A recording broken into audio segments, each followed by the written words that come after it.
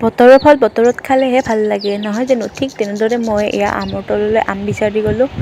এতিয়া কলপাত এখন কাটি আনি ভালকৈ ধুই ল'লোঁ। এতিয়া আমকেইটা কাটি ল'ম ভালকৈ। কোনে কোনে আম খাই ভাল পায় বাৰু এনেকৈ। আজি কিন্তু মই অকলে খাম দেই, কোনো নাই লগত। এতিয়া দুটামান চুকি লৈছোঁ, তাৰপাছত আৰু কাটিও ল'ম, কাৰণ এনেকৈ খাই বেছি ভাল লাগে নহয় জানো? এতিয়া লৈছোঁ মই এয়া কুমলীয়া নেমু টেঙাৰ পাত। কোনে কোনে এনেকৈ আম টেঙাত দি খাই পাইছে জনাবাচোন। এনেকৈ খালে বহুত ভাল লাগে নেমু টেঙাৰ পাত দি খালে। এতিয়া মই জলকীয়াখিনি ভালদৰে সানি ল'ম। এনেকৈ মই ধুনীয়াকৈ লোভে লাগিছে পাই।